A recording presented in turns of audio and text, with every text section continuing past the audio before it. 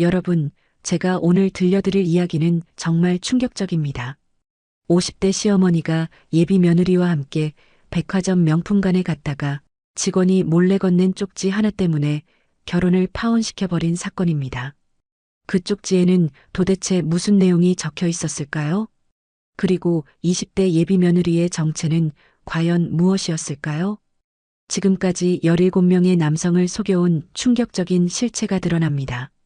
지금 바로 구독 버튼을 누르시고 여러분이 지금 어디서 이 영상을 보고 계신지 댓글로 알려주세요. 집에서 보고 계신가요? 아니면 출근길 지하철에서? 함께 이 충격적인 이야기를 들어보시죠. 이 이야기의 주인공은 서울 강남에 거주하는 김정숙 씨입니다. 올해 54세인 정숙 씨는 남편과 함께 작은 제조업체를 운영하며 꽤 성공적인 사업을 이어가고 있었습니다. 20년 동안 성실하게 일해온 결과 이제는 꽤 여유로운 생활을 할 수 있게 되었죠. 그들에게는 올해 29살이 된 아들 민준이가 있었는데 드디어 결혼을 앞두고 있었습니다.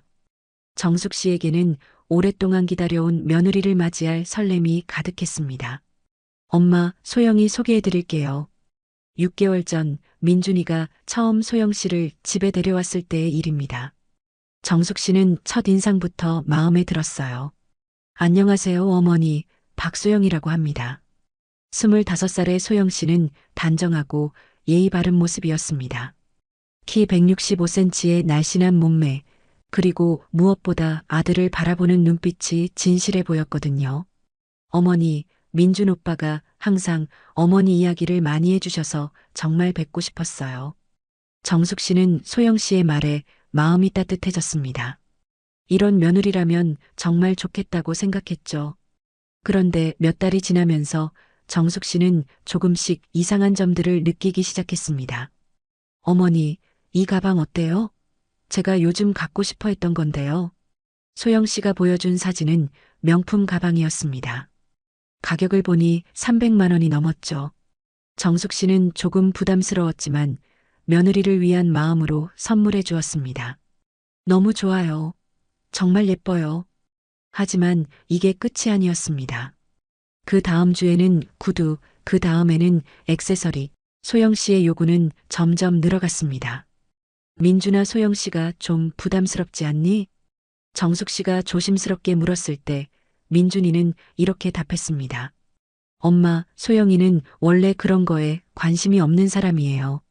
아마 어머니께서 너무 잘해주시니까 그런 것 같아요. 정숙 씨는 민준이의 말에 수긍했습니다. 아들이 그렇게 말하는데 자신이 너무 예민하게 생각하는 건 아닐까 싶었거든요.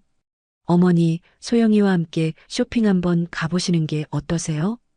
함께 시간을 보내시면 더 가까워지실 수 있을 거예요. 민준이가 제안했을 때 정숙 씨는 흔쾌히 승낙했습니다. 며느리와 더 가까워질 수 있는 좋은 기회라고 생각했거든요. 잠깐, 이 부분이 정말 중요한데요. 여기서부터 모든 것이 바뀌기 시작합니다. 약속 당일 정숙 씨는 소영 씨와 함께 강남의 한 유명 백화점으로 향했습니다. 정숙 씨는 이 백화점의 VVIP 고객이었으며 20년 넘게 꾸준히 이용하면서 직원들과도 친분을 쌓아왔죠.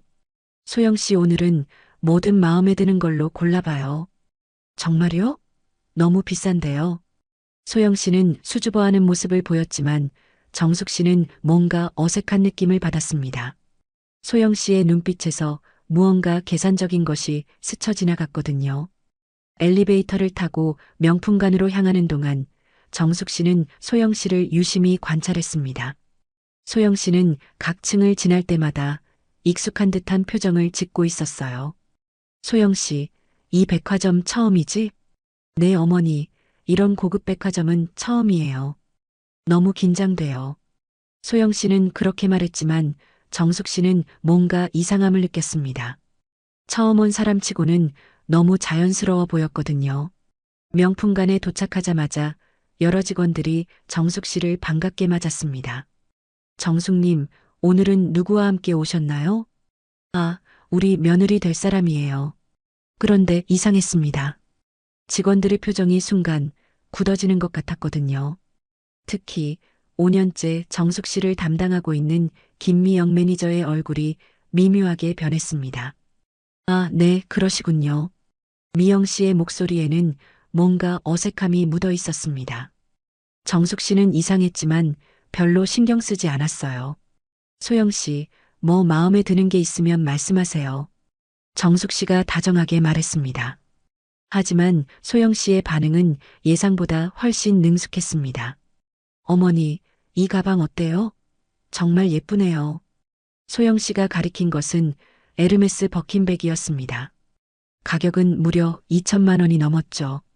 정숙 씨는 조금 당황했지만 곧 결혼할 며느리를 위한 선물이라고 생각하며 흔쾌히 구매를 결정했습니다.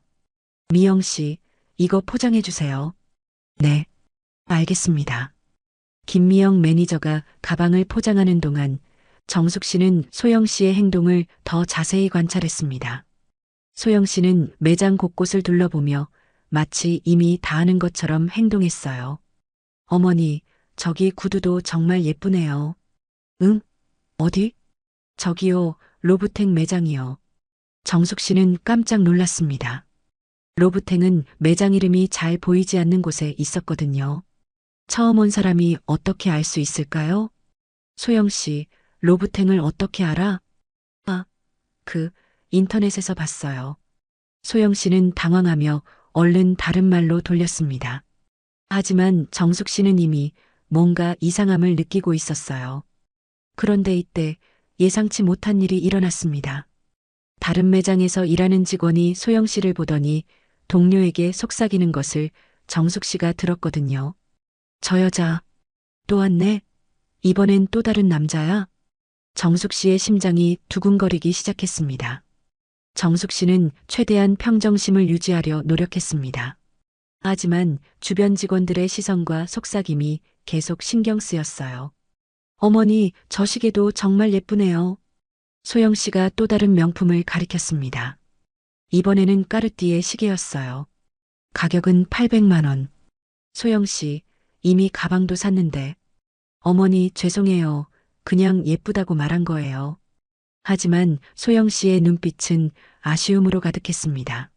정숙 씨는 마지못해 시계도 구매하기로 했어요. 그런데 계산하는 동안 정숙 씨는 또 다른 이상한 일을 목격했습니다. 소영 씨가 직원에게 말하는 모습이었어요. 언니, 오늘은 시어머니와 함께 왔어요.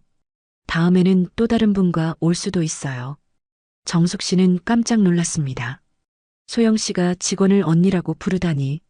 처음 온 사람이 어떻게 직원과 그렇게 친할 수 있을까요? 소영 씨, 저 직원이랑 아는 사이야?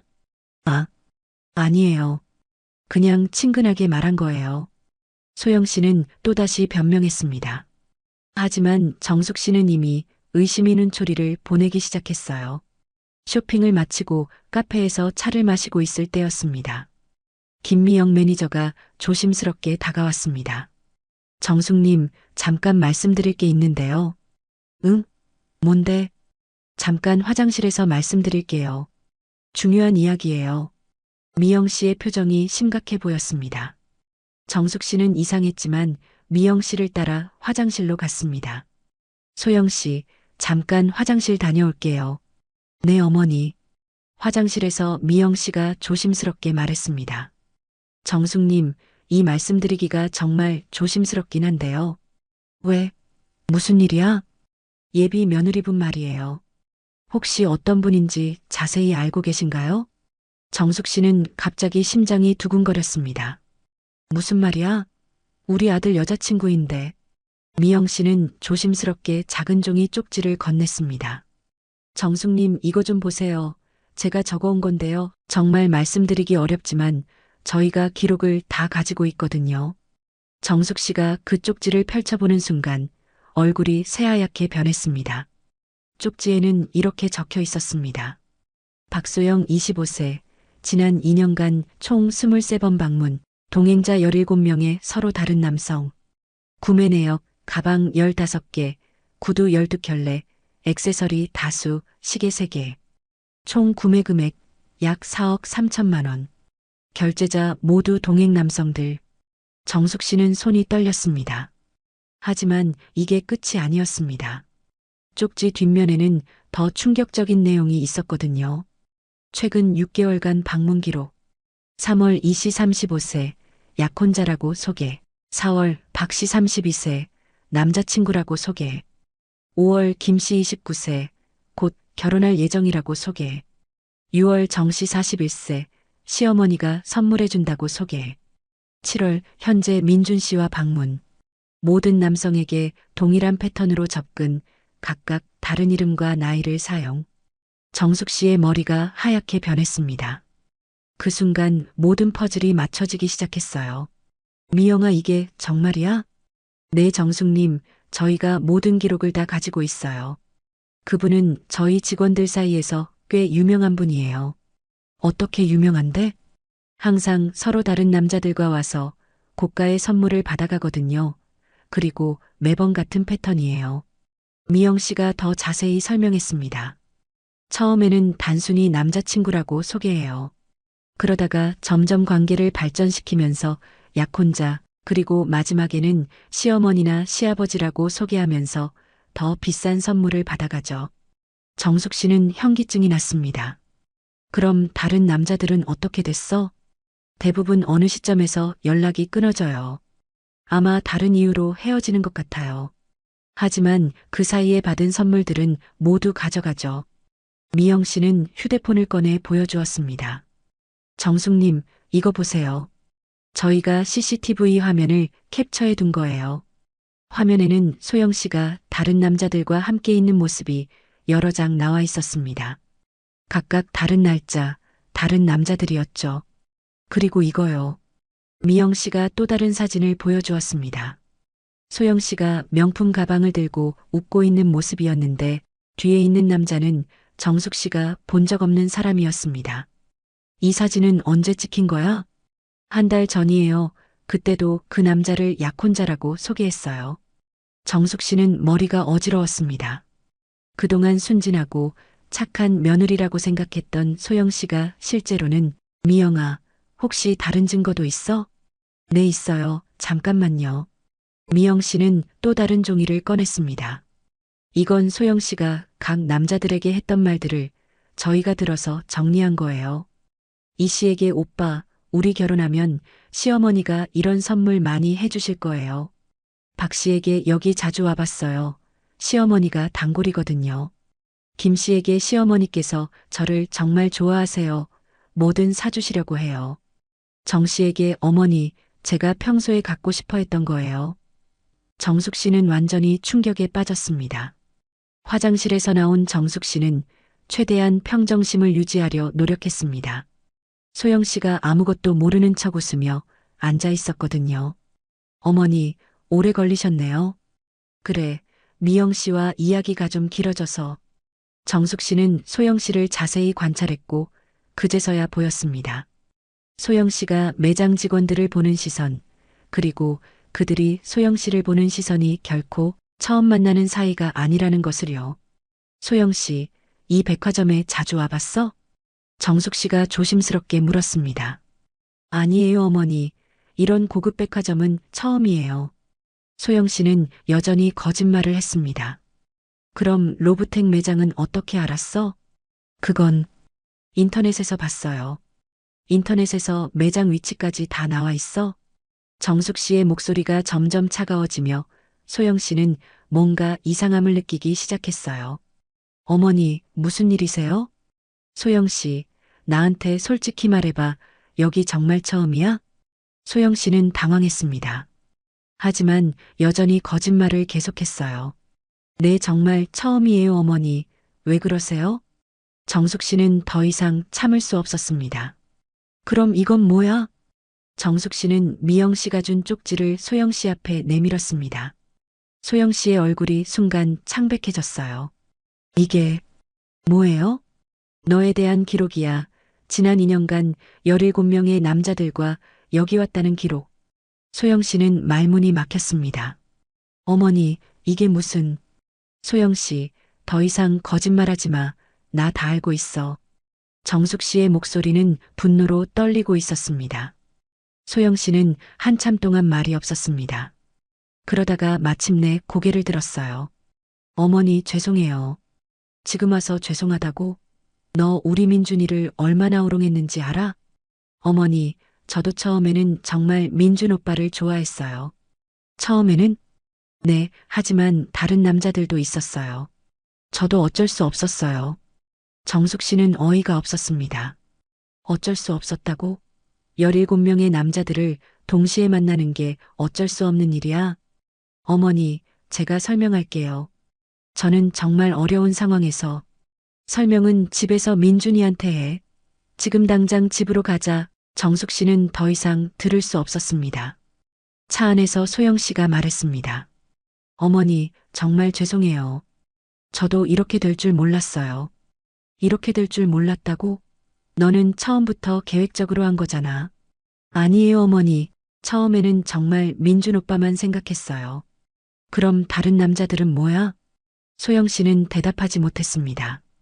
집에 도착하자마자 정숙 씨는 민준이를 불렀습니다. 민준아, 엄마랑 이야기 좀 하자. 왜요? 엄마, 소영이랑 쇼핑 잘 다녀오셨어요? 정숙 씨는 쪽지를 민준이에게 보여주었습니다. 민준이의 얼굴이 점점 굳어졌습니다. 엄마, 이게 무슨 말이에요? 민준아, 엄마가 확인해 봤어. 이게 사실이야. 민준이는 믿을 수 없다는 표정으로 소영 씨를 바라봤습니다. 소영아, 이게 사실이야? 소영 씨는 고개를 숙였습니다. 오빠, 미안해요. 미안하다고? 너는 나를 포함해서 몇 명이나 속인 거야? 오빠, 정말 미안해요. 나도 이렇게 될 줄 몰랐어요. 이렇게 될 줄 몰랐다고? 너는 처음부터 나를 이용한 거잖아. 민준이의 목소리가 점점 커졌습니다. 며칠 후 민준이가 직접 조사한 결과는 더욱 충격적이었습니다.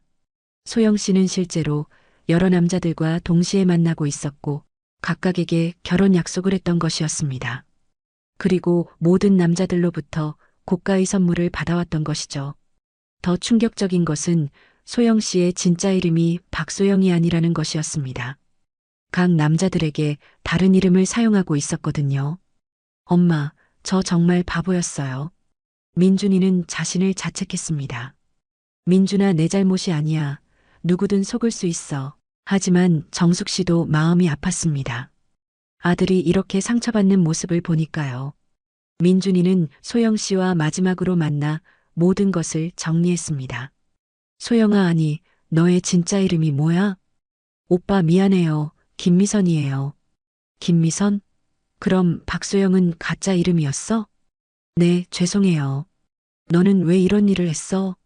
처음에는 그냥 선물 받는 게 좋아서 시작했어요. 그런데 점점 멈출 수가 없었어요. 그럼 나에 대한 감정은 전혀 없었어? 미선은 한참 동안 말이 없었습니다. 오빠, 처음에는 정말 좋아했어요. 하지만 다른 남자들도 있었어요. 저는 선택할 수 없었어요. 민준이는 더 이상 들을 수 없었습니다. 우리 이제 끝이야. 다시는 연락하지 마. 그렇게 둘의 관계는 끝났습니다.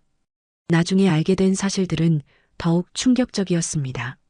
미선은 이미 다른 지역에서도 비슷한 일을 여러 번 벌였던 것으로 밝혀졌습니다.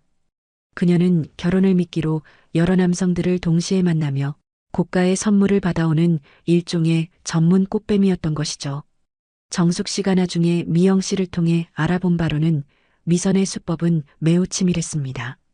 정숙님, 그분은 정말 계획적이었어요. 미영 씨가 설명해 주었습니다. 어떻게요? 먼저 SNS나 소개팅 앱을 통해 경제력이 있어 보이는 남성들을 여러 명 만나요. 그리고 각각에게 다른 이름과 나이를 사용하죠. 그래서요? 그 다음에는 각 남자들과의 관계를 단계별로 발전시켜요. 처음에는 작은 선물부터 시작해서 점점 비싼 것들을 요구하게 되죠. 그럼 남자들은 몰랐어요? 네, 각자 자신만 만나는 줄 알았을 거예요. 그리고 결혼 약속까지 받아내면서 더 큰 선물들을 받았죠. 정숙 씨는 섬뜩했습니다. 그런 계획적인 사람을 며느리로 맞을 뻔했다니요. 더 충격적인 것은 미선이 받은 선물들의 총액이었습니다. 지난 2년간 총 4억 3천만 원어치의 명품을 받았다는 것이었어요. 그 선물들은 다 어디로 갔을까요? 정숙 씨가 물었을 때 미영 씨는 이렇게 답했습니다. 아마 중고 명품 매장에 팔았을 거예요. 그래서 현금으로 바꿔서 생활비로 쓰거나 다른 투자에 사용했을 거예요. 정말 치밀하고 무서운 계획이었습니다.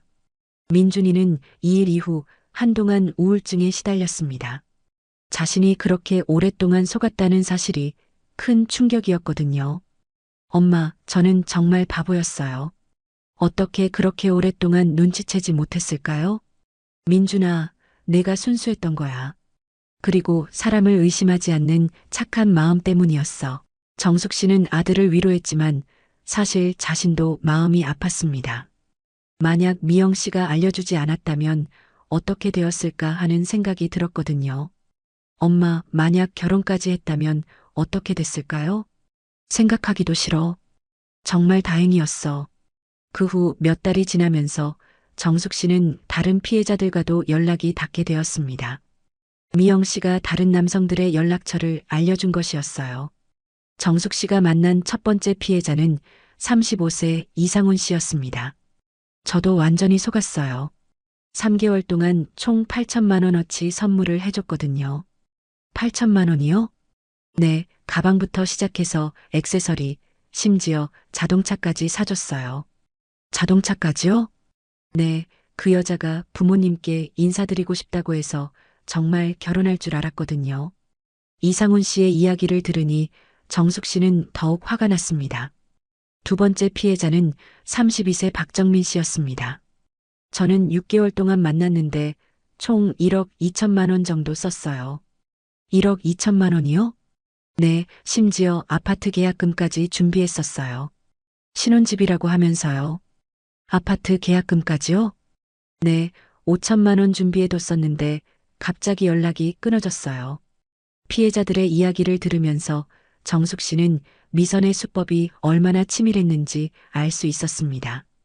세 번째 피해자인 41세 정재호 씨의 이야기는 더욱 충격적이었습니다. 저는 그 여자 때문에 사업에 큰 타격을 입었어요. 사업에요? 네, 사업 자금을 빼서 선물을 사줬거든요. 그래서 지금 많이 어려워요. 정재호 씨는 목소리에 절망이 묻어 있었습니다. 그 여자가 저한테는 임신했다고 거짓말까지 했어요. 임신요? 네, 그래서 급하게 결혼 준비를 하려고 했는데 알고 보니 전부 거짓말이었어요. 정숙 씨는 미선의 악질적인 수법에 경악했습니다.